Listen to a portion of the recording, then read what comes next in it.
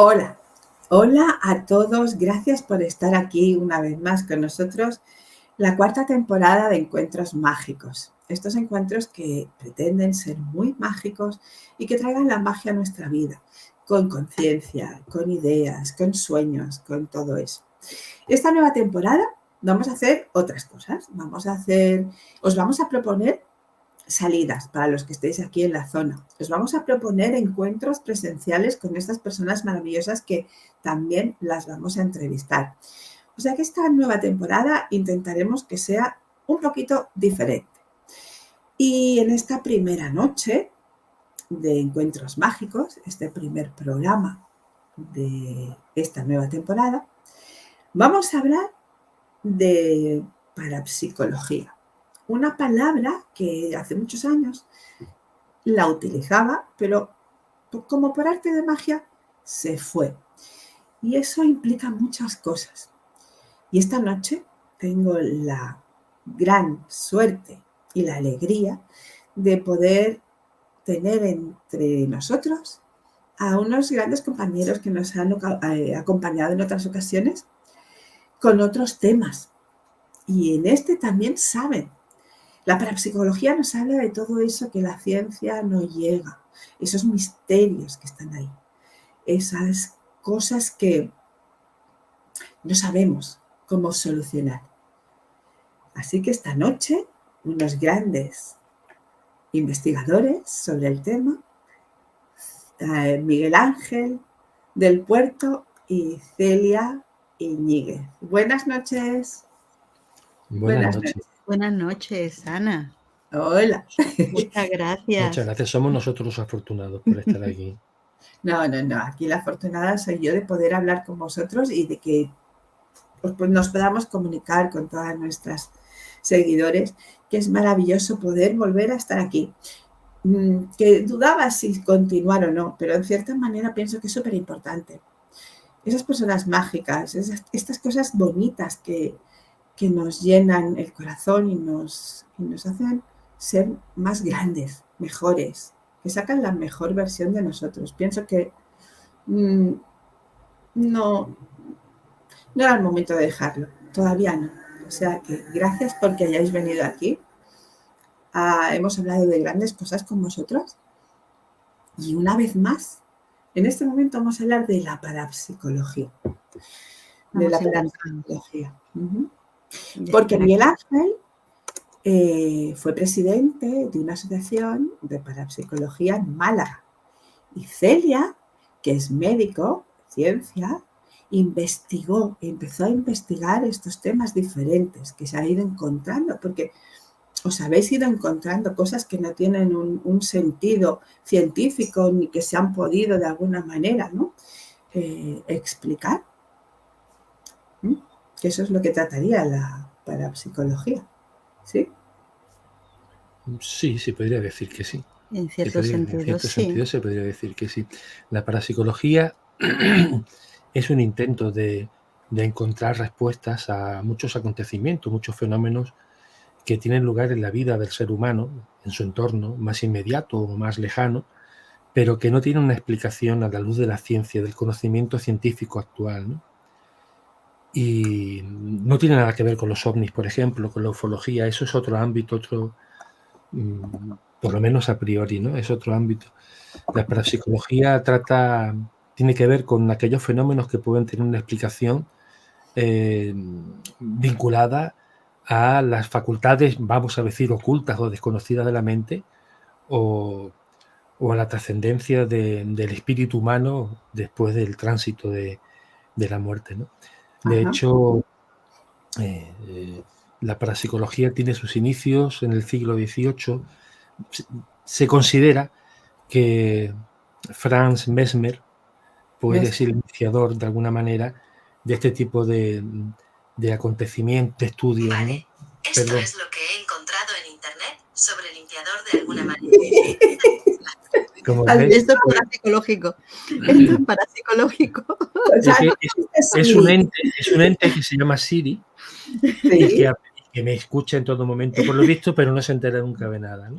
En el tiempo de Mesmer, si pasa eso, se hubieran muerto de miedo. Totalmente. Bueno, en cualquier caso, el estudio de este tipo de fenómenos, el interés ya arranca en el siglo XVIII y llega hasta nuestros días, ¿no? De hecho, es en 1889, año más, año menos, que se acuña, que se refiere por vez primera al término de parapsicología. Anteriormente se conocía como metapsíquica, ¿no? Personalmente, yo creo que más allá de una cierta rigurosidad en cuanto al calendario, ¿no? de la parapsicología, cómo llega hasta nosotros, se da un impulso muy importante a este tipo de investigaciones con los fenómenos del espiritismo. Pero antes de estas fechas, mucho antes también se trabajaba el espiritismo, supongo. También había... Bueno, la creencia en el mundo de los antepasados es una creencia tan antigua como el hombre. De hecho, los sapiens, ¿no? Los primeros sapiens, ¿no? Los primeros hombres bueno, he dicho sapiens que son anteriores al neolítico, ¿no? Pero quiero decir que ya en las sociedades humanas más primigenias, pues se enterraba con ajuares funerarios porque se creía en la supervivencia de la vida después de la muerte, ¿no?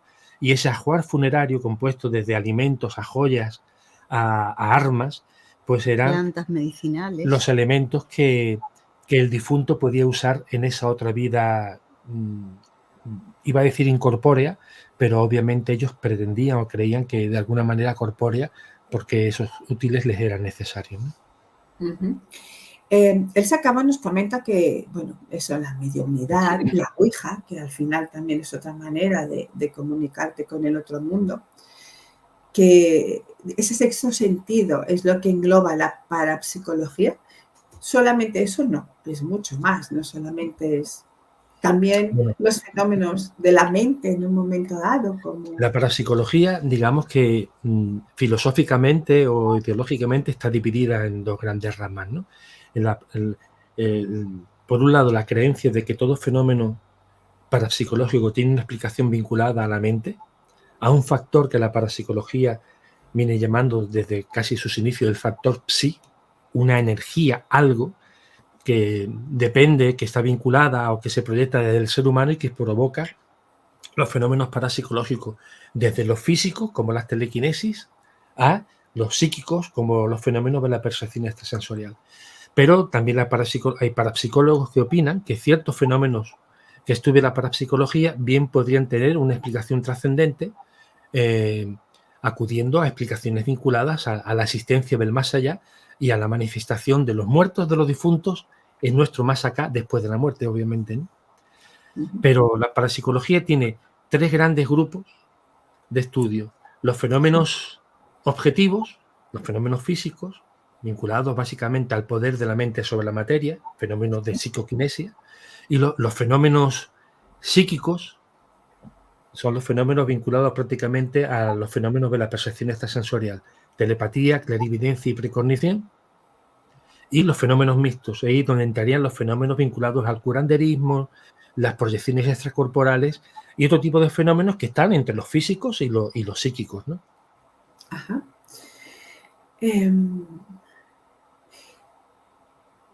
¿Y cómo podemos llegar a enfocar un tema que, o sea, puede pasar alguna cosa, pero pensar que es ya un fenómeno parapsicológico, por ejemplo? Bueno, el descarte es un método que siempre hay que aplicar. por economía de la mente, iba a decir de la conciencia, pero bueno, por economía del intelecto, primero tenemos que intentar acudir a las explicaciones más simples, ¿no? Las explicaciones más simples son las que supuestamente con mayor probabilidad van a responder a la pregunta más básica, ¿qué ha sucedido? ¿No? Pero si lo que ha sucedido no resiste el empuje de la lógica más simple, pues entonces tenemos que ir buscando otro tipo de explicaciones que no necesariamente tienen que tocar o rozar el mundo de lo paranormal, ¿no? Primero, el descarte es que lo que ha ocurrido no tenga una explicación convencional. Ojo, hay fenómenos que pueden tener una explicación convencional, pero al mismo tiempo pueden tener una explicación trascendente, de alguna manera, paranormal, ¿no? Dicho de una forma más simple, pero siempre, en primer lugar, el descarte. No creerlo todo de entrada, ni negarlo todo de entrada. Entonces, una posición de equilibrio que permita a uno, con una cierta distancia emocional, poder contemplar lo que ha sucedido, el contexto de lo que ha sucedido, y a partir de ahí, pues empezar a tirar del hilo, ¿no? Nos has dicho que el tema ufológico no entra dentro de la parapsicología, ¿no? El pero fenómeno muchas veces pero bueno, todos pero es que claro. por eso yo decía, pero todo no está vinculado en principio, pero sí puede estar vinculado, obviamente, porque el fenómeno ovni se reviste de encuentros con seres que tienen una serie de características, experiencias de los testigos que tienen una serie de características, donde entra lo psíquico, donde se mezcla muchas veces pues con experiencias extracorporales. Es una especie de totum revolutum, o como revolutum, Sí. en el que a veces es difícil discernir, ¿no? Y es porque hay fenómenos que tienen que ver de alguna manera con el ser humano en su más, digamos, realidad interna, ¿no? No ya como un ente físico, no ya como un organismo compuesto de carne y huesos, ¿no? Sino como un elemento que no solamente es sensorial en cuanto a lo físico, sino que también pues tiene pues eso que llamamos mente, que es una forma que tiene otra cosa superior, bajo mi punto de vista, es la herramienta que utiliza para asomarse a este mundo físico, ¿no? Y a partir de ahí, pues la parapsicología para mí siempre ha supuesto, dado que además me interesa desde que era un niño, pues primero supuso una ventana para asomarme al mundo de lo mistérico, de la magia, en el sentido más amplio y más brillante de la expresión, y posteriormente del ser humano, porque evidentemente a uno primero le interesa el fenómeno, y una vez que ha visto el fenómeno, una vez que lo ha estudiado, que lo ha experimentado incluso, ¿no? Y que ha conocido a muchísima gente que los ha vivido, pues dice, ¿y ahora qué? ¿Y después qué? ¿No? Y lo que viene después es que uno se da cuenta de que sabemos muy poco de la vida, del universo, de lo que somos realmente, y que no nos queda otro remedio que finalmente acudir a una explicación más espiritual, si cabe, trascendente, ¿no?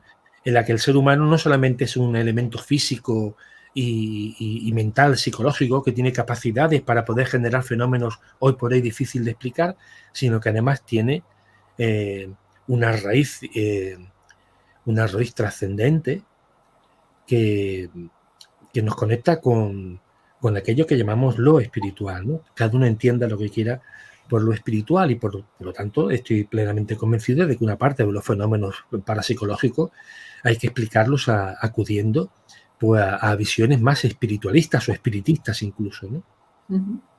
En cierta manera, bueno, antes de seguir, damos saludos, nos están viendo desde Argentina, nos están viendo desde Uruguay, hola a todos, desde el otro lado del charquito gigante, que allí seguro que también hay muchas cosas a nivel de parapsicología, porque allí ocurren cosas, porque claro, también has dicho que tendría que ver la parapsicología con temas de chamanismo, ¿no? En un momento dado, cosas que no se pueden explicar, que ocurren en las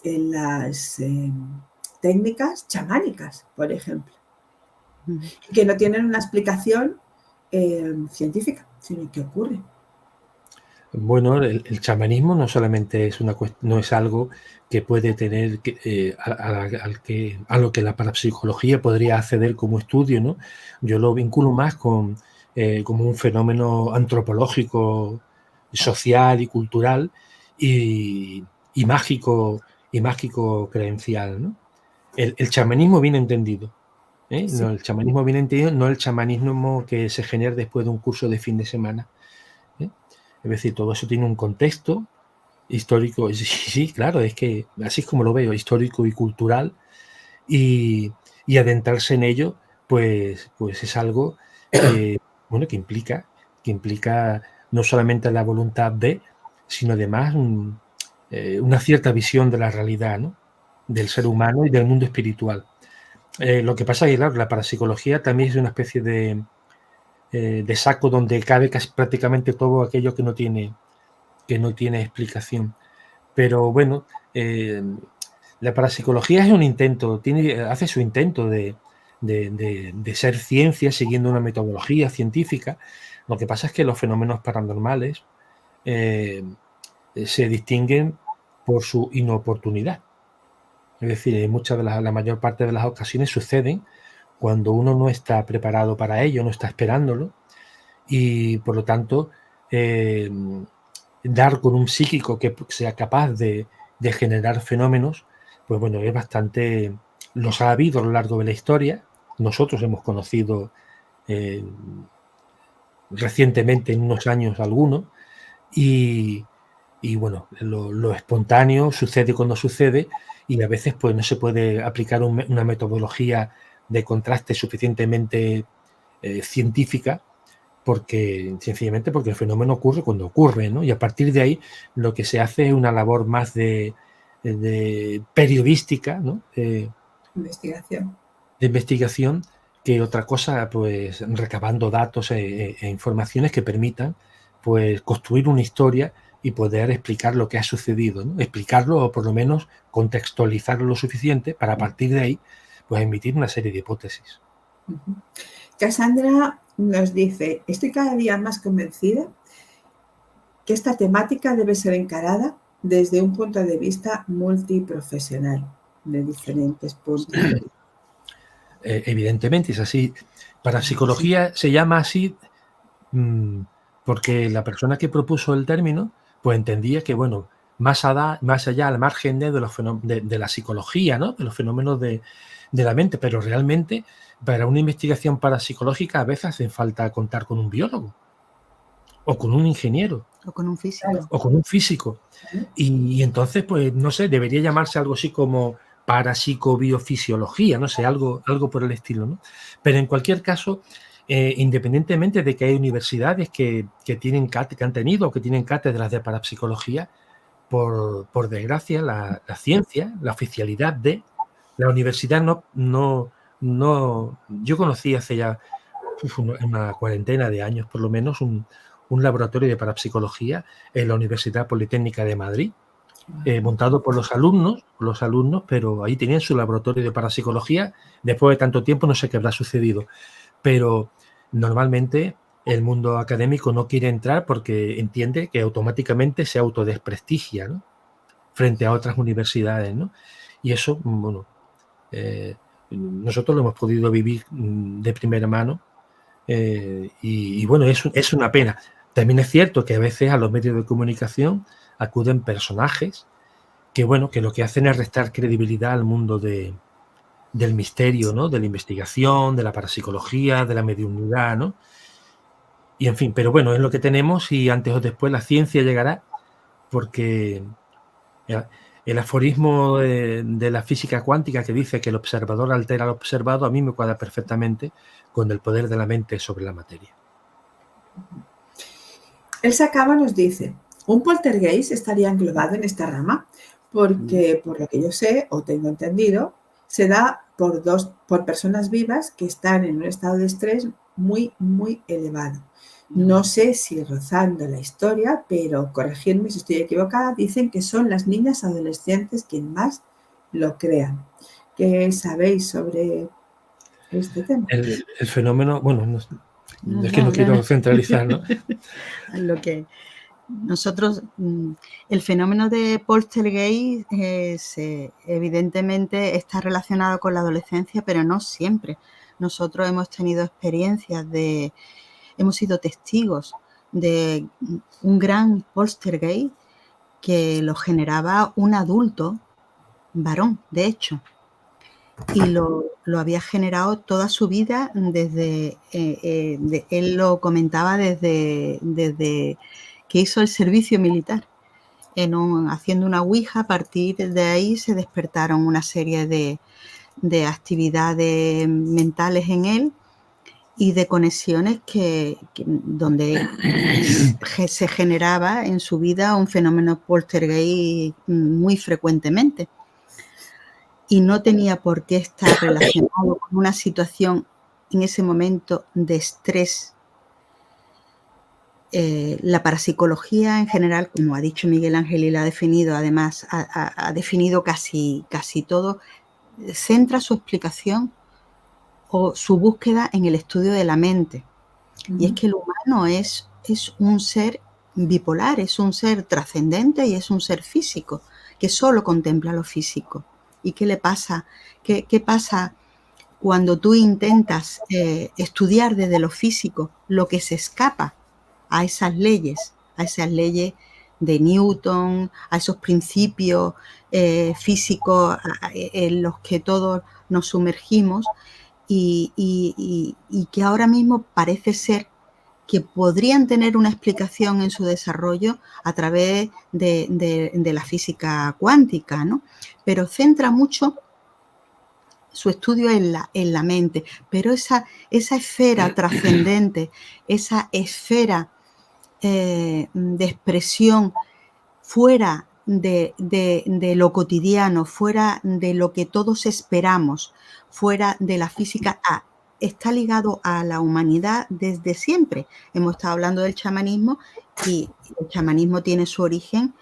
A nosotros nos ha interesado muchísimo el fenómeno y hemos ido a conocer diferentes núcleos de chamanismo en Centroamérica, en Sudamérica y en Siberia.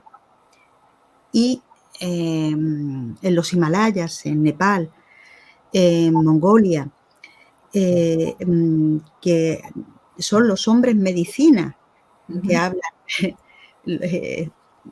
tanto neandertales como cromañones, ¿no? Y que le dan hay un alter ego, un valor a la vida que es mayor, porque trasciende a la propia vida física, ¿no? Entonces, la parapsicología lo centra todo desde el estudio como generador y como núcleo de todo esto, la mente. Es lo mental. Intenta, de alguna manera, recogerlo experiencialmente en un laboratorio.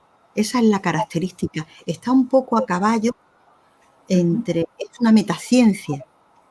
Intenta tener una metodología que lo explique desde lo físico. Y claro, la parte trascendente y la parte espiritual se escapa. Pero yo como médico me doy cuenta que todos hemos sido testigos o actores de elementos parapsicológicos. ¿Quién no ha soñado con un amigo que llevaba mucho tiempo sin ver y se lo encuentra al día siguiente, o piensa en él y se lo encuentra, o lo llama por teléfono, o se despierta y bruscamente y sabe posteriormente que un ser querido ha fallecido y ha fallecido a esta hora, o busca algo y lo encuentra de una forma anómala y por un camino? Hay pequeños detalles cotidianos en los que todos hemos estado implicados o sumergidos y que son auténticos fenómenos parapsicológicos de los que hemos sido testigos y actores. ¿Y cómo es posible que toda esa ingente información que prácticamente la totalidad de la humanidad en todos los tiempos ha vivenciado se pierda? Pues simplemente porque el cerebro no puede darle una explicación al uso y lo almacena en una zona de lo no explicado, del olvido o de lo que se interpreta de otra manera o se diluye porque el ego necesita conocer. La mente cotidiana necesita conocer para sentirse seguro. Y si se enfrenta a algo que rompe esa seguridad en su mundo material, tiende a rechazarlo. Sí. Entonces, claro, esas informaciones pues se van postergando, anulando, olvidando o dándole explicaciones que no llegan a contentar a nadie, pero sí alejan ese miedo a lo desconocido, ¿no? ¿Qué estudios habéis hecho concretos sobre investigaciones a nivel de parapsicología y que os hayáis encontrado? Porque sé que había un grupo, ¿verdad? El grupo Omega, que era de Madrid. No era Omega, no me acuerdo cómo se llamaba este grupo. Y mira, se ríe Miguel Ángel. ¿Cómo se llamaba? Bueno, tenemos al buen amigo Pedro Amorós, con su Sociedad Española de Investigaciones Parapsicológicas. Él está investigando mucho, sobre todo en transcomunicación instrumental, ¿no? Y bueno, yo creo que es un referente, ¿no? En todo esto, ¿no? Aunque han habido otros referentes, obviamente, porque el momento histórico en el que se habla de parapsicología o se habla de ovnis o se habla de cualquier otra actividad alternativa, pues claro, no es lo mismo en pleno siglo XXI, año 2024, que hace 30 o 40 años, ¿no? Pero bueno, hemos tenido Grandes. en la investigación como Germán de Argumosa, por ejemplo, y bueno, en los medios de comunicación, pues al irrepetible Fernando Jiménez del Oso, por ejemplo, ¿no? Ay, sí, un gran. Y además una labor de divulgación y de intentar poner los pies en tierra también, ¿no? Pero dejando siempre esa ventana abierta a lo desconocido, ¿no? Fue un gran momento.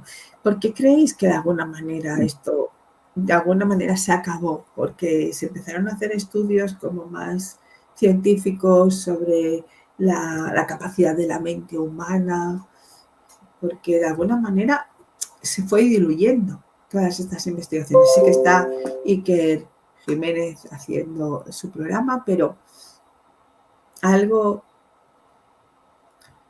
tan grande aquí en Barcelona tuvimos a Fassman, al Gordon, y ahora no. Hay empujes generacionales.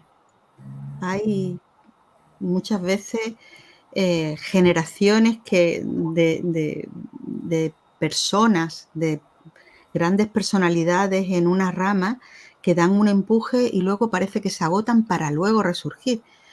Sí. Eso es otra constante en la búsqueda de la humanidad, ¿no? Que va ondulante y va por ciclos, más que otra cosa. Ahora vivimos tiempos quizás más pragmáticos. Puede que sea incluso circunstancial, los medios de comunicación, internet, las redes. Entonces, eso entretienen en la mente de una manera diferente y la centran con otros enfoques distintos. Y esto ha quedado un poco, es verdad que ha quedado en los últimos años bastante postergado, ¿no?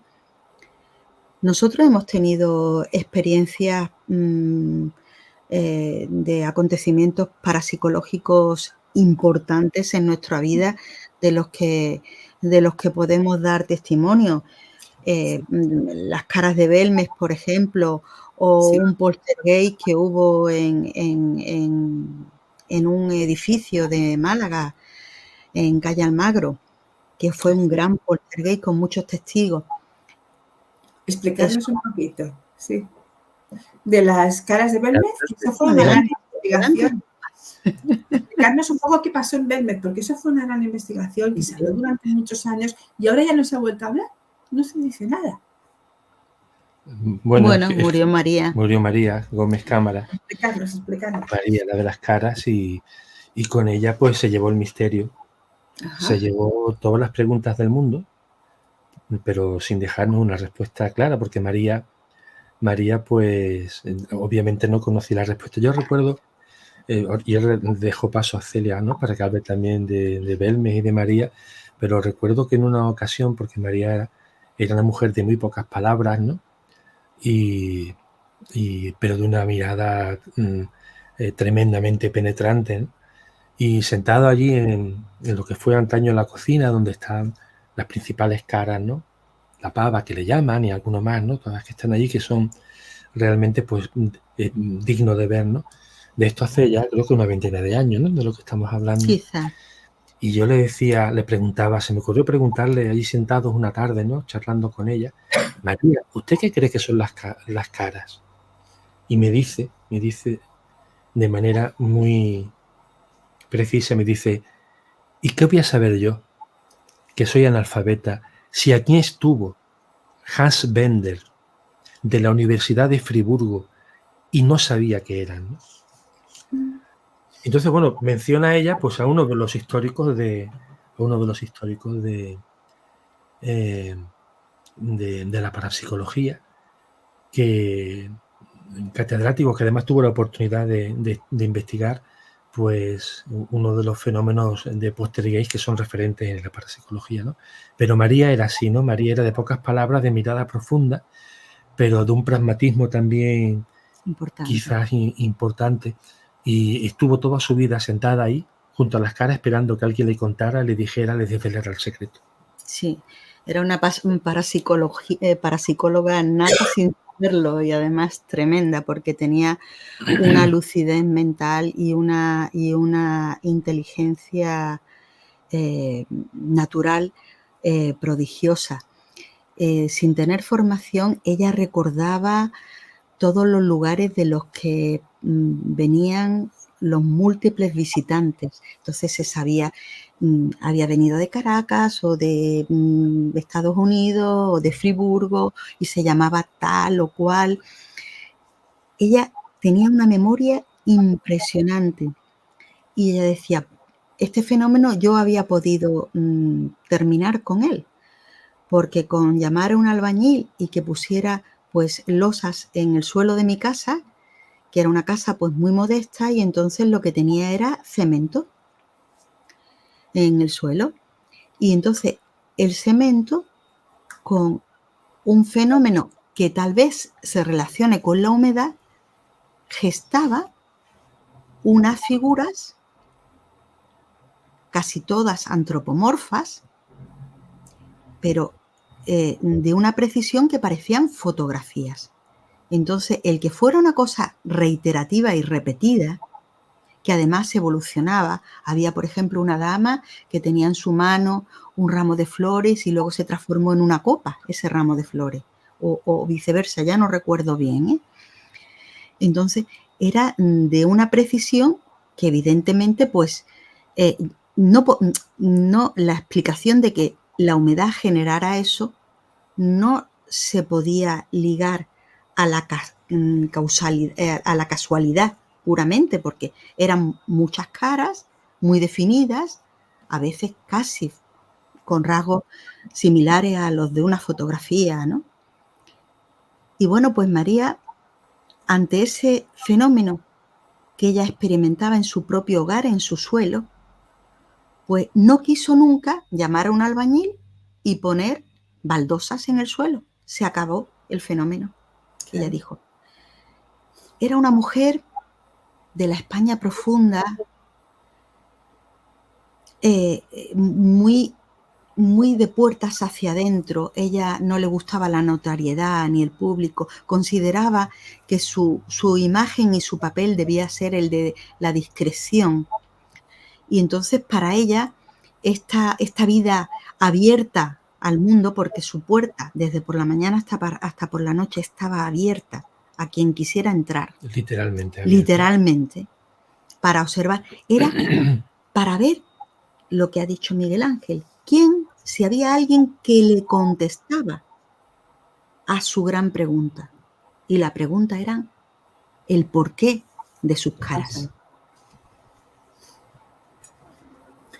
¿Y se murió ella y se acabó el fenómeno? ¿No se volvió a ver la casa? ¿Han seguido investigando? De hecho, ya cuando nosotros conocíamos a María, de esto hace ya, como hemos dicho, más de una veintena de años, ¿no? Sí, 20 y 25, Rafa era pequeño. Pues ya la casa de María, pues las caras no experimentaban al menos cambios que pudieran ser significativos, ¿no? Digamos que podríamos ver, pues, la parte, digamos, histórica, ¿no?, de las caras. De hecho, en su momento, porque el fenómeno de las caras de Belme empieza en 1971, si no recuerdo mal, pues hubo un momento en que se picó todo el suelo. Sí. Y se echó una nueva lechada de cemento, quitando todas las formaciones que habían aparecido en ese momento. Y un mes después, cerrada la habitación ante notario y desprecintada ante notario, pues un mes después el suelo estaba otra vez lleno de formaciones. Entonces, claro, Celia decía, hay imágenes con precisión fotográfica. Y hay que entender una cosa, es decir, no hablamos de simples paraidolias, de imágenes que uno puede interpretar, que también las había, sino de imágenes que eran notoriamente imágenes fieles, donde se podía reconocer perfectamente, como ya decía, una mano con una copa o rostros, ¿no? Entonces, yo para el fenómeno de Belme me parece que es suficientemente incontestable como para suponer lo que supuso en su momento, ¿no? Y sigue siendo, pues, un referente en la parapsicología mundial, ¿no? Porque en principio la parapsicología, ¿qué es lo que haría? Iría a investigar en el momento en el que surgió. La parapsicología, ahí iría a investigar en el momento que surgió, qué es lo que estaba pasando, qué estaban viviendo las personas de esa casa. Un poquito sería todo esto. Y al ver que no hay... Sí, claro. Bueno, yo en esa época, pues, bueno, nosotros en esa época éramos o no habíamos nacido o estábamos... Año 71, pues yo tenía años 70, sí. 10 años. Ya me interesaban ese tipo de cuestiones, así. Pero claro, en ese caso lo que se hace, pues es pues hacer una labor de encuesta entre los testigos y hacer un seguimiento, hacer una especie de, digamos, de inventario fotográfico de cada una de las formaciones y establecer unas medidas de control, ¿no? Nosotros hemos pasado algunas noches allí en la Casa de las Caras. Sí, y con María muchísimas tardes. No, durmiendo no, despierto, esperando a ver algunas de ellas con el propio Pedro Amorós, al que aprovechamos para saludar porque hace muchos años que no nos vemos, desde aquí, si está viendo este programa, ¿no? Y bueno, pues nos asistíamos de detectores de movimiento, además de las cámaras fotográficas y de ordenadores y por supuesto magnetofones, ¿no? Para grabadoras, ¿no? Ya no se llaman así, no se llaman las grabadoras. Ya no existen sí que existen, pero no aquellas de... Claro. ¿Y qué ocurrió? ¿Ocurrió alguna cosa especial mientras estabais en esas...?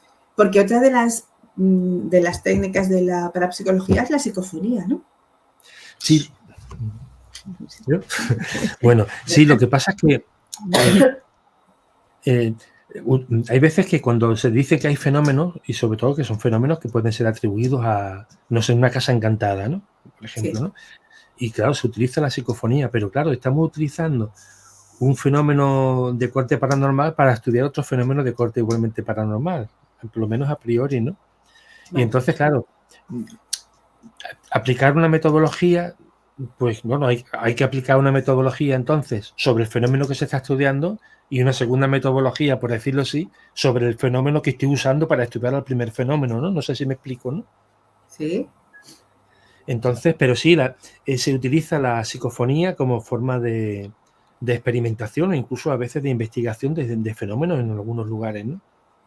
Claro, porque has dicho casas encantadas, y las casas encantadas, hospitales, lugares donde ha muerto mucha gente, ¿ahí todavía queda el eco de lo que ocurrió? ¿Y eso se podría captar en una psicofonía? Suele ser frecuente que las casas encantadas o que lugares públicos donde ha habido pues acontecimientos, digamos, adversos y múltiples que afectan a muchas personas, pues tengan esas resonancias, ¿no? Es como si de alguna manera, yo creo que realmente pues la actividad humana, la actividad mental humana deja una reverberancia, una resonancia, y esa resonancia puede ser positiva o esa resonancia pues puede ser absolutamente perturbadora, ¿no? Y esa resonancia perturbadora pues a veces se expresa, ¿no? El por qué se expresa sería un grandísimo interrogante, ¿no? Pero Celia, quizás sea el que recogemos esas ondas que quedaron de un pasado, o que ahí hay almas o fantasmas que todavía están y se comunican o intentan comunicarse. Porque eso sería una de las preguntas. Claro. ¿No? Sobre el estudio. Yo particularmente he estudiado mucho el sentido, esas capas de trascendencia que todo vehículo humano conlleva, ¿no? El humano pues tiene una parte física y una parte energética, ¿no? Y esa parte energética pues tiene franjas y niveles. Y esos niveles, la energía se cataloga en función de su vibración. Uh-huh. Y evidentemente pues hay acontecimientos que están más cercanos, digamos, a la franja del conflicto, del sufrimiento o del dolor, y hay acontecimientos que están más cercanos a la felicidad, a la armonía, al desarrollo de la plenitud de la vida. Y entonces, pues, evidentemente, cada humano tiene, digamos, esos vasos resonantes con las diferentes vibraciones. Todos hemos sufrido y almacenamos nuestro sufrimiento, todos hemos tenido momentos armónicos y almacenamos. Y esos envolventes energéticos, pues, de alguna manera se expresan. Uh-huh. Se expresan. Lo que pasa es que no son captados por los sentidos físicos habituales y los rangos sensoriales. O sea, la vista tiene un rango sensorial que va del rojo al violeta, pero los infrarrojos y los ultravioletas, nuestros ojos físicos no los captan, el oído igual. Entonces, entendemos que lo que existe es lo que nosotros captamos. Y tenemos un perro, por ejemplo, que tiene un sentido olfativo diferente al nuestro y está en un rango de existencia y de realidad diferente. O de oído, incluso los murciélagos con los sonares. Entonces, quiero decir que la realidad de nuestra realidad más ampliada es mucho más amplia y no la contemplamos. Y la parapsicología intenta explicar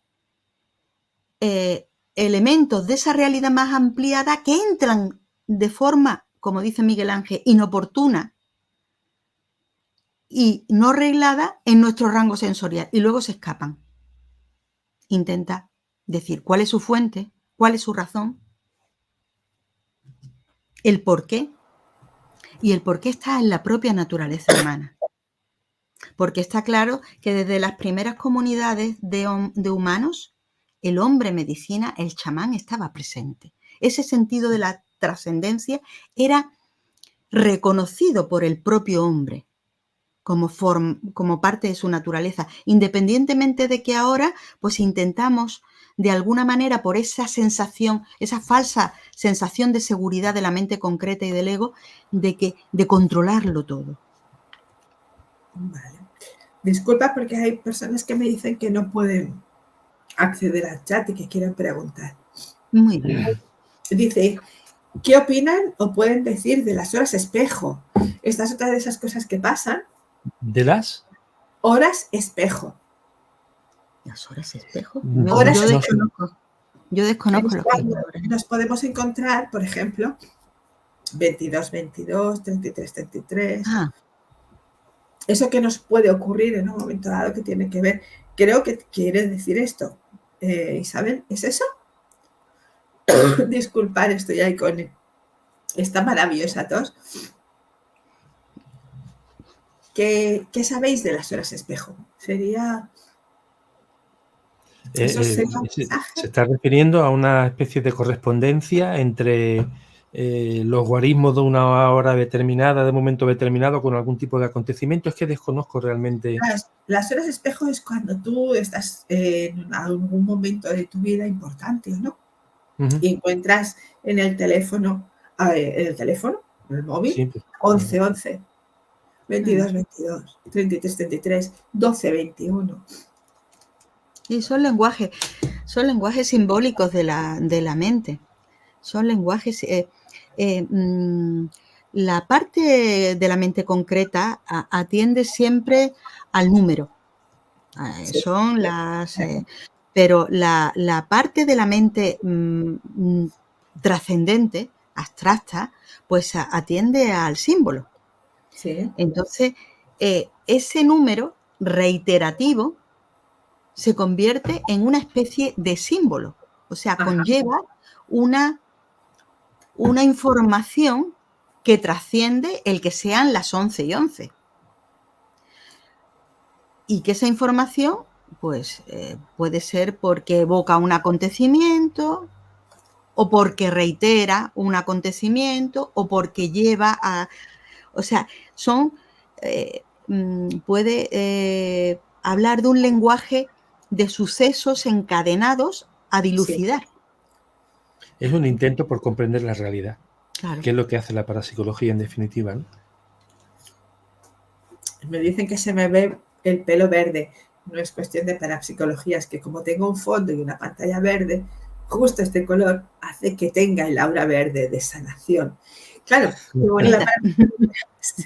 en parapsicología no solamente serían los fantasmas, porque los lugares mágicos de poder también los estudiaríamos, o podríamos decir que el investigador es parapsicólogo, el que va a buscar esos lugares donde hay una fuerza, que a lo mejor ya no es un fantasma, sino que vosotros que habéis estado en el Nepal, sabemos que existen los nagas, esos seres mágicos que viven en la Tierra. Todo eso también lo estudiará la parapsicología. No, yo pienso que la parapsicología tiene un rango muy amplio y evidentemente desde que nace la parapsicología hasta el día de hoy, pues la cantidad de fenómenos y de incógnitas, de misterios a los que se enfrenta el ser humano ha crecido, yo diría que exponencialmente, no porque antes no existiera, sino porque no existía la forma de comunicación social que existe hoy día, ¿no? Y que en cualquier momento uno pulsa un botón, está en internet y puede enterarse de lo que ha sucedido o del misterio que acontece en cualquier rincón del mundo. Pero bueno, yo creo que eso tiene más que ver con otro tipo de prácticas, ¿no? Que tienen que ver pues con la religión, con creencias religiosas, sociales, antiguas, o incluso pues con la geobiología, por ejemplo, ¿no? Es decir, la localización de lugares de poder donde se han generado una serie de creencias que hace que la gente vaya, que la gente venere y que la gente pues encuentre que hay una serie de capacidades de la energía que de alguna forma te potencian, ¿no? Entonces, de alguna manera, los lugares como Lourdes, Fátima y todo esto, no ha habido personas que han ido a estudiar a ver qué es lo que pasa. Seguramente no ha habido, yo desconozco, pero casos en concreto, pero sí no sé, aquí en Málaga hemos tenido, bueno, en Málaga, ¿no? Pero muy cerca, sin que sirva además de comparación, ¿no? Pues las supuestas apariciones marianas, pues en un pueblo de la provincia de Sevilla, que ahora mismo, pues no, en Pedrera, ¿no? Y bueno, ahí todo lo que sucedía, lo que supuestamente sucedía, estaba a caballo entre la parapsicología, las manifestaciones marianas, el fenómeno ovni y el delirio, ¿no? Entonces, a veces te encuentras en encrucijadas que son difícilmente catalogables, ¿no? ¿A qué disciplina, entre comillas, pertenece? Da igual, ¿no? Lo importante es, si suscita interés suficiente, pues hacer un seguimiento e intentar encontrar al menos una parte de la verdad. La verdad de una parte de la historia, ¿no? De la historia. Pero bueno, Lourdes pertenece más al ámbito de la religión y en ese sentido la Iglesia Católica es bastante dura, ¿no? De convencer de que se ha producido un milagro, ¿no? Los controles que utiliza pues son bastante rigurosos, ¿no? Pero bueno, si queremos también la parapsicología puede intentar entrar en todo eso, ¿no? Ajá. Como la psiquiatría, ¿eh? Quiero decir Hombre, que, claro, la psiquiatría claro, también. es que estamos Lo que dando por decía, sentado una realidad, ¿no? Que lo que decía nuestra otras compañera, disciplinas no lo ¿no? dan. ¿Perdón? Que lo que decía nuestra compañera, que de alguna manera la parapsicología tendría que estar con personas multidisciplinares que Claro, hicieran claro. diferentes cosas, claro. Totalmente.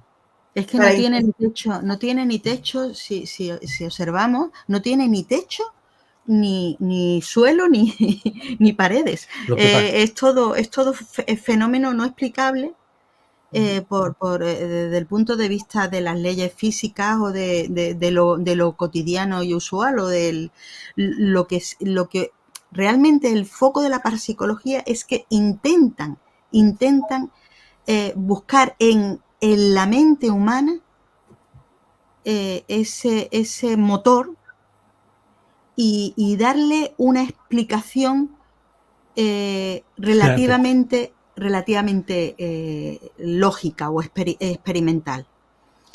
¿Qué resonancia ha dejado la mente humana en un ámbito específico para generar un fenómeno que no es explicable? Ese es el enfoque de la parapsicología, pero en realidad es un enfoque sobre algo que es mucho más amplio que el sentido de trascendencia humana. ajá, que al final, de alguna manera, intentamos recuperar eso para intentar investigar estas cosas y para fijarnos en estas cosas hermosas, porque es que si no pasan desapercibidas, ¿no?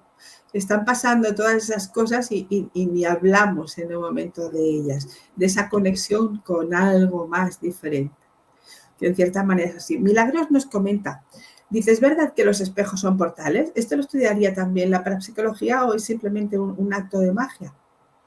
Claro, la magia habla de los espejos como portales y de hecho se abren esos portales en los espejos.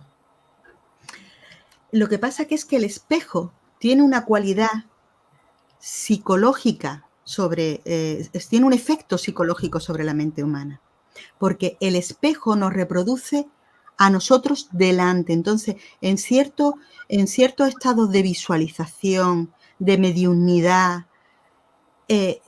digamos, el enfoque de la mente humana deja de estar en la mente cotidiana y concreta y a través del espejo como instrumento puede entrar en ciertos estados de trance o digamos, desdoblarse desde el punto de vista energético, porque los envolventes humanos son múltiples. Está el físico, pero hay envolventes sutiles y energéticos. Entonces el espejo es un instrumento. En ese sentido, puede ser una puerta, pero en realidad la puerta es la propia mente que sale, o sea, sale de el enfoque cotidiano y físico. ¿Queréis explicarnos alguno de esos casos súper chulos de parapsicología que hayáis vivido emocionantes antes de dejar paso a Monse, que nos viene a explicar una cosa que también tiene que ver con ello? bueno, pues el caso emocionante es el caso que comentaba Celia de Calle Almagro, que además ella fue la primera en llegar y empezar con la labor de recopilación de datos y de información y fotográfica, ¿no? Y bueno, de esto hace ya 11 años, fue en 2013, y bueno, fue un fenómeno que mantuvo en vilo a todo el bloque. Pudimos entrevistar a, no sé, en torno a una veintena de testigos, ¿no? Todos habían visto cómo algo aparecía o desaparecía o se rompía sin una explicación al uso. Y bueno, lo curioso de todo esto es que los dos pudimos ser testigos de algunos de esos fenómenos, entre ellos pues el vuelo de un jarrón que cayó a nuestros pies después de haberlo depositado en un sitio y un lugar a salvo, ¿no? Lo encontramos en el suelo, lo pusimos encima, lo puso Celia encima de un mueble y cuando nos dimos la vuelta el jarrón venía volando hacia nosotros cayendo desde una altura de unos 2,5 metros aproximadamente y trazando un ángulo, ya no recuerdo bien, pero unos 15 o 20 grados, ¿no? Wow. Y bueno, se estrelló contra la pared y después cayó al suelo y se rompió.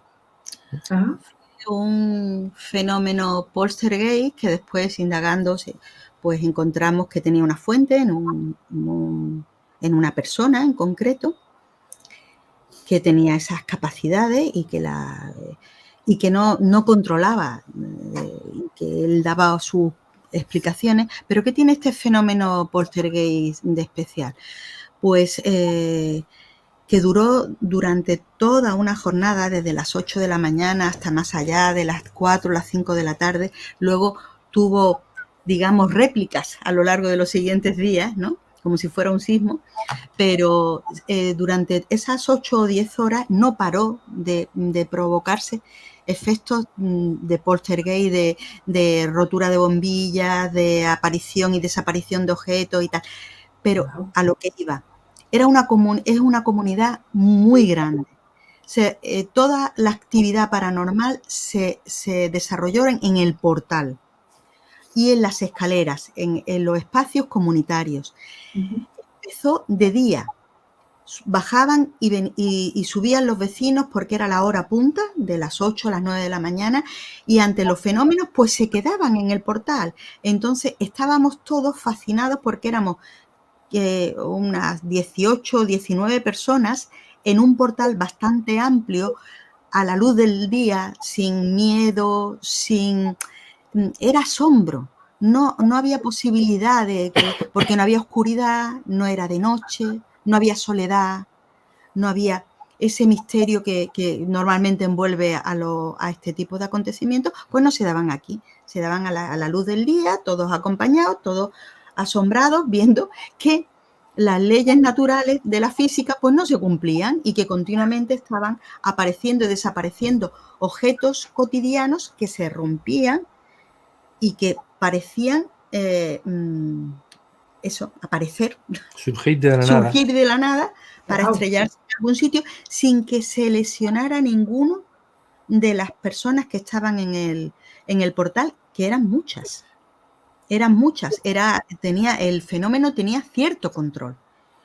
Entonces fue una experiencia realmente que yo agradezco muchísimo, porque te rompe esquemas, porque tú puedes creer en que las leyes naturales en un momento determinado se pueden romper, pero cuando lo ves, la verdad es que algo en tu cabeza hace clic durante un y dices, madre mía, he sido testigo de esto y esto yo cómo lo encajo, ¿no? Pero lo encajas. Como curiosidad o como dato, ¿no? Tuvo tal virulencia el fenómeno, Sí. que tuvieron los vecinos la visita de la policía local, la presencia del cuerpo de bomberos, también para atender a ver qué estaba sucediendo debido a las llamadas de los vecinos, la visita del concejal de seguridad del Ayuntamiento de Málaga con un jefe superintendente de la policía local, pero obviamente nadie sabía dar una respuesta al uso, y bueno, nos pusimos en contacto con algún elemento de una de las facultades de universidades de Málaga, y bueno, que rehusó su presencia por miedo al descrédito que le producía, que le podía producir profesionalmente, pues el personarse en el lugar sencillamente para aportar. No quiero dar más datos, ¿no? Porque no quiero identificar, ¿no?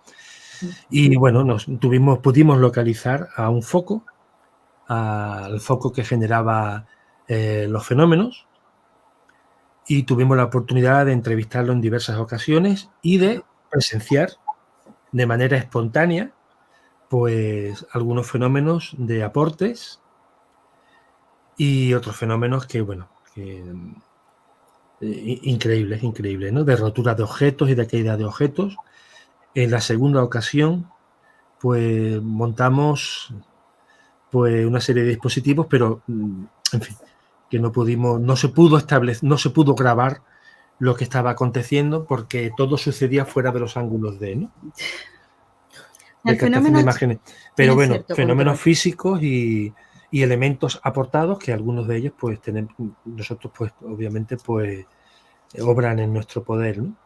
Pero pudimos ver toda esa suerte de fenómenos incontrolados, atribuidos además a una persona, pues que, como decía Celia hace un rato, pues nos contaba cómo los fenómenos comenzaron a suceder cuando era joven a raíz de una práctica de Ouija y demás.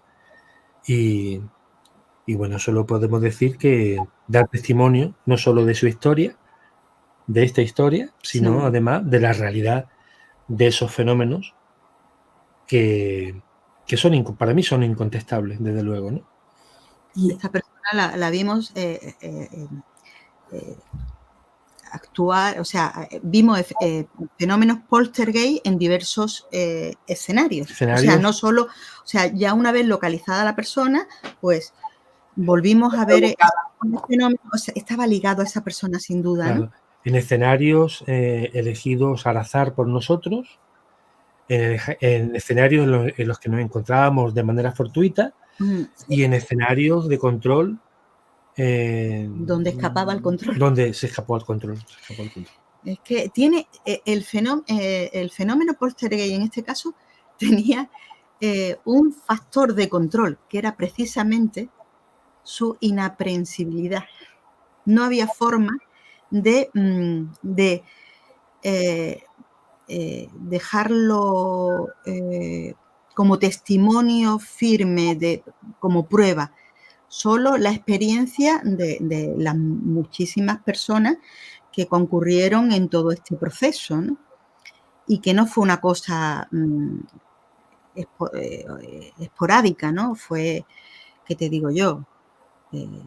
Se rompieron 18 o 20 bombillas en el portal. wow. O sea, Muchas de ellas bajaban por las escaleras. Se desenroscaban y bajaban por las escaleras, una y otra y otra. Entonces, los plafones de los focos de luz de los distintos pisos aparecían rotos en otros pisos. Es que aparecían botes de verduras de cristal en el portal y se rompían. Un macetón enorme que había y que tenía su tiesto de maceta y además tenía un macetero. O sea, tenía un doble revestimiento, el propio tiesto donde estaba la tierra y el macetero, que era bastante grande porque era una maceta tamaño portal. Bueno, pues lo increíble es que delante de todos el macetero desapareció y apareció roto como a 15 metros, porque el portal es en L y es muy grande, y el tiesto con la tierra y la maceta permanecieron en su sitio de pie como si no hubiera pasado nada. Se desenfundó, digamos. Se desenfundó, se volatilizó. No vimos cómo desapareció. No se vio. Pero aquello cayó justo a nuestro lado, haciéndose añicos, pero mientras que el resto continuaba en su lugar, ¿no? Un televisor grande, de aquellos grandes, antiguos, ¿no? Pues saltó como 1,5 metros para caer al suelo. En fin, toda una serie de fenómenos que son el exponente de una realidad en la que compartimos existencia con otras realidades, ¿no? Sí. Una especie de extensión de esta misma, pero regida por otras leyes, ¿no? O por otro tipo de paradigmas en cuanto a el funcionamiento de eso que llamamos la realidad, ¿no? A nuestros ojos vulnera las leyes, pero seguramente está obedeciendo a otras que desconocemos, ¿no? Lo que ocurre es que la soberbia que el ser humano destila, pues nos hace negar a priori y a veces incluso negar aún a pesar de las pruebas, ¿no? Porque claro, igual se hubiera solucionado con un exorcismo. No tenía esa. No tiene esa. En cualquier caso, el psíquico lo que quiere es mantener, seguir con ese tipo de manifestaciones y demás, lo que es perfectamente entendible por una parte, pero bueno, hacer un exorcismo sería entrar, desde el punto de vista de la parapsicología, todo es investigación y un intento de control, ¿no? Pero bueno, También se puede acudir a otro tipo de cuestiones como podría ser un exorcismo, pero a nosotros nunca nos pareció que se tratara de un fenómeno que tuviera que ver con alguna forma de impregnación extraña y que hubiera que destilar de alguna manera. Era absurdo y sin propósito, pero no era algo lesivo. Claro, porque no era algo que era algo que estaba hecho para asombrar, pero no para realmente hacer daño o generar un disturbio importante. De todas formas, es que nosotros tenemos envolventes energéticos y hay una parte de nuestro organismo, o sea, hay una parte de nuestra mente, porque la mente está en todo eso envolventes energéticos, y nosotros enfocamos digamos, nuestra conciencia en una franja que es la mente cotidiana y en unas ondas cerebrales que nos hacen incidir en ese dial, que son las ondas beta.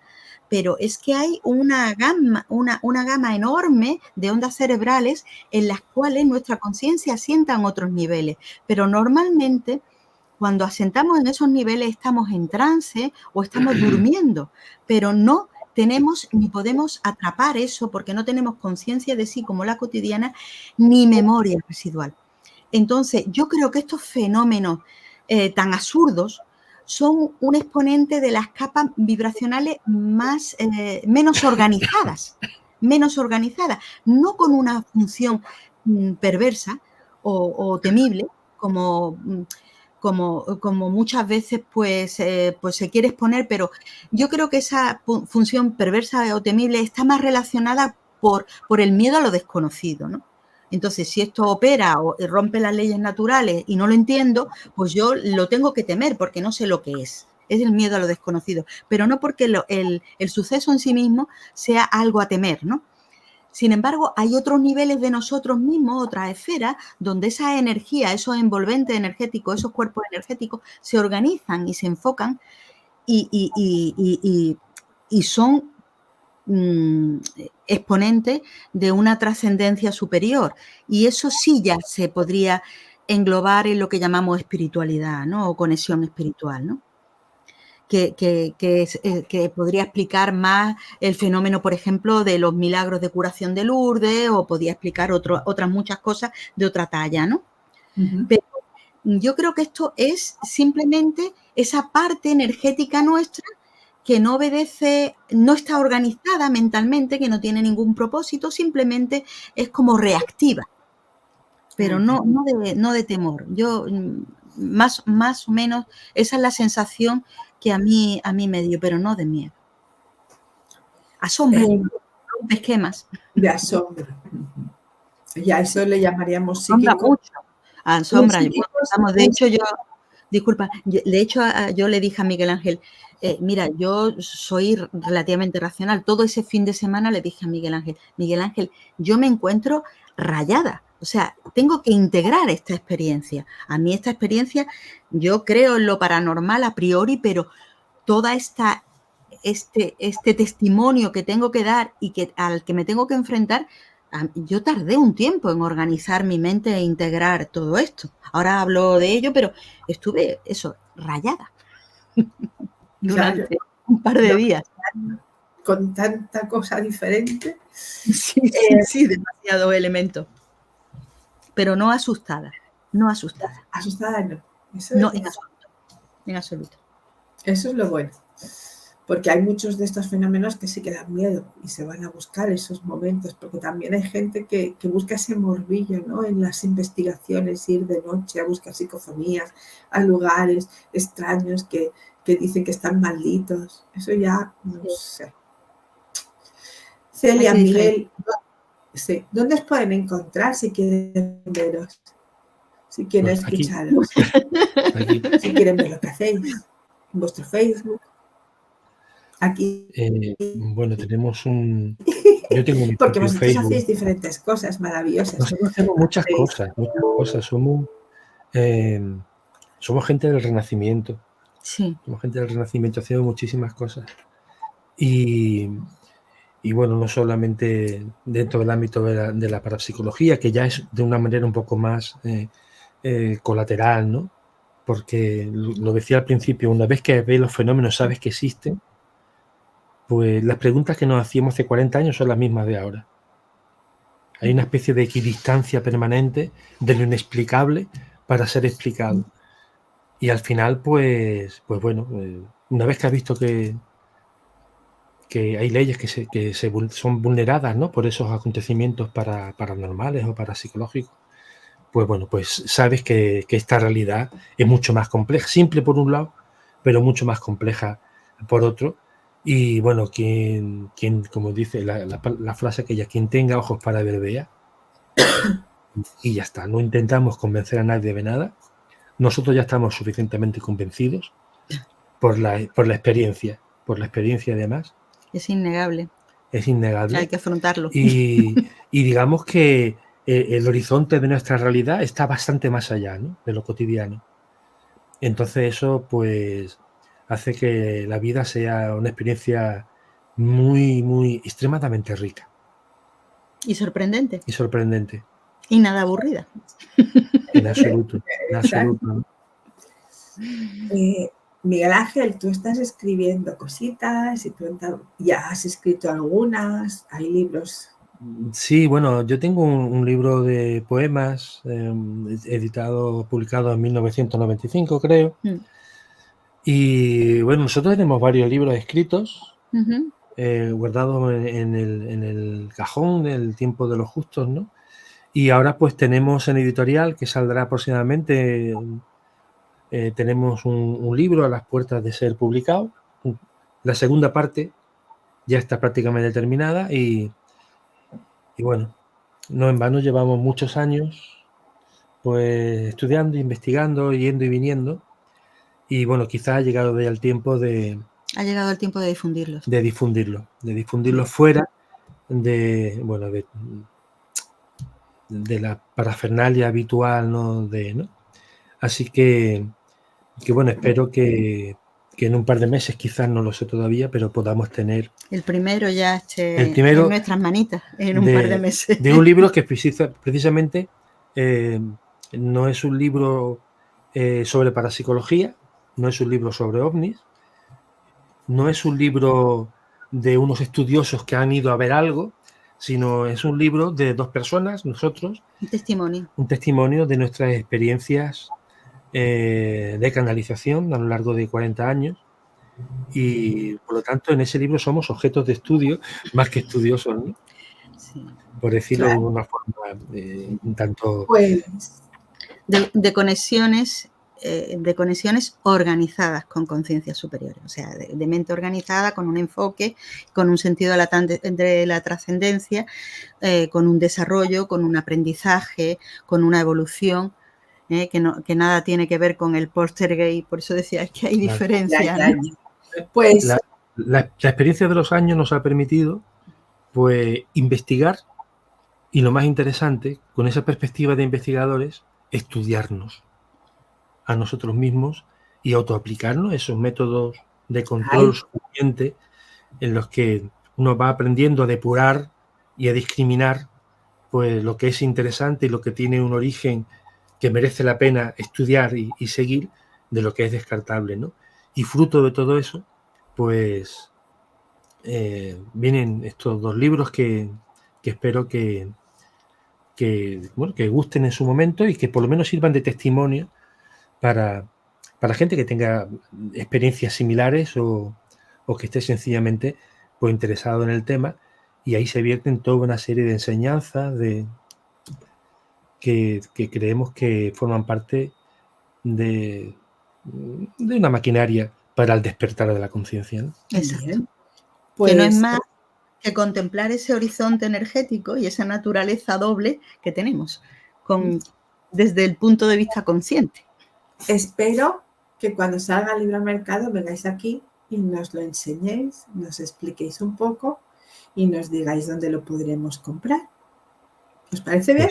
En cuanto salga, estaremos encantados. Aquí quiero ver. Bueno, voy a entrar a Montse Alsinella, que esta noche nos va a comunicar algo. Nos está esperando desde hace ratito. Hola, Montse. Buenas noches. Buenas noches. Tema súper interesante el de los invitados, pero estaba imaginando la escena de ver rodar las bombillas hacia abajo las escaleras. No sé si hubiera habido muchos que se pusieran a... Madre mía. Sí. Eso debió de ser algo súper increíble. Montse, lo que nos vienes a contar también tiene que ver con esas cosas que no se ven. ¿Qué es lo que va a ocurrir? ¿Qué nos vienes a explicar? Bueno, pues voy a tener la oportunidad de asistir como conferenciante a un congreso que se llama Sevilla Mágica, que se va a hacer el fin de semana del 20, 21 y 22. Y bueno, va a ser todo una reunión de mediums, de personas que están dentro de este mundo de la medicina alternativa, canalizadores, terapeutas de amplio espectro. O sea, va a haber muchas personas que van a exponer sus conocimientos. Bueno, el Congreso de Sevilla Mágica nace de un sueño destinado. Parte de la recaudación irá destinada a crear una red de hospitales de terapias alternativas a lo largo de todo el mundo. Oh. Y en España nace a través de Sevilla Mágica. Qué hermoso. ¿Y tú, Montse, vas a entregar al mundo una cosa nueva que tú has hecho? Sí, bueno, de hecho va a ser la primera vez que, o al menos yo, que yo sepa, no tengo noción o no tengo información de que se haga. Y hace un tiempo que estoy estudiando la lengua de signos española y voy a hacer la charla hablada e incursiva, se llama así, incursiva en lengua de signos española, y voy a canalizar mensajes para las personas, aquellas personas que hasta ahora no han tenido la oportunidad de conectar con esos familiares, guías, sus seres queridos, que están ahí también esperando esa conexión, ¿no? De poder comunicarnos con ellos. Qué hermoso. ¿Y las fechas son 20, 21 y 22 de septiembre en Sevilla Capital, en el edificio Las Setas? A no ser que anuncien inclemencia del tiempo, igual cambian por algún motivo por el lugar, pero en principio se dice que va a ser ahí. Puede haber esa variación, pero por temas de inclemencia del tiempo. Vale. Bueno. Voy a tener el honor por primera vez de poder expresar esta lengua tan rica, porque como más aprendo, más me gusta, mejor me siento, vamos a decirlo así, ¿no? Me llena como en un simple gesto, cómo puedes llegar a decir muchísimas cosas. Qué lindo. Y además eso, el poder llevar este lenguaje espiritual a personas que no pueden escucharlo con los oídos, sino que lo sentirán de otra manera. Una de las cosas que me sorprendió a medida que he ido conociendo personas que tienen esta problemática, la falta de oído, ¿no? Que dices, van a la discoteca, bailan, conducen y dices, ¿cómo puede ser, no? Que tengan, pero lo sienten, la música, bailan, porque he tenido una profesora sorda nativa y decía, he ido de fiesta y la sienten con la vibración del corazón, ¿no? Entonces, ¿cuántas cosas nos perdemos a veces para escuchar nada? Sí, señora. Sí, señora, qué buena reflexión.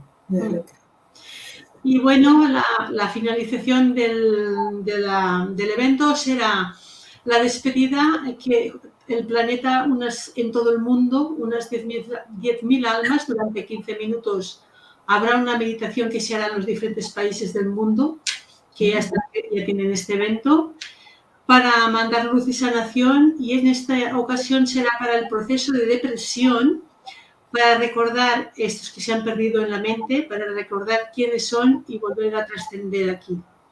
¡Wow! Eso va a ser el evento, el Sevilla Mágica, el congreso que se va a hacer en septiembre.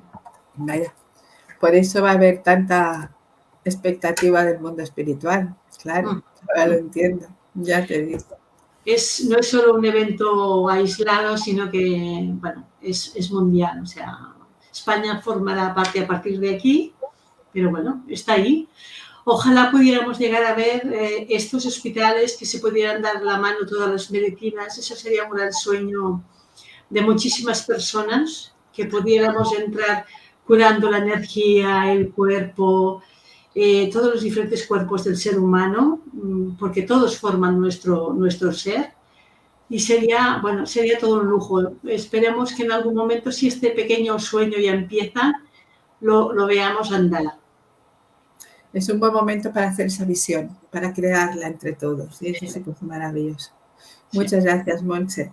Gracias, Celia. Gracias, Miguel Ángel, una vez más, por haber estado en este primer día de la cuarta temporada aquí en Encuentros Mágicos, que de verdad, qué mejor encuentro mágico que teneros a vosotros dos y tener a Montse, mi compañera, más allá de las ondas. Gracias, gracias y gracias a todos. Gracias por darme esta oportunidad de poder hablar de este pequeño gran evento. Claro que sí, Montse. Además, siendo compañeras, ¿cómo no lo vamos a hacer? Esto es maravilloso. El mundo de los espíritus, el mundo de la parapsicología, como vosotros decíais antes, ¿no? La parapsicología trabaja con la mediunidad y aquí habrá un congreso entero. En lengua de signos se diría gracias por desde el corazón de esta oportunidad, de este regalo. Qué bonito. Gracias, Montse. Miguel, ¿queréis decir algo más antes de marchar?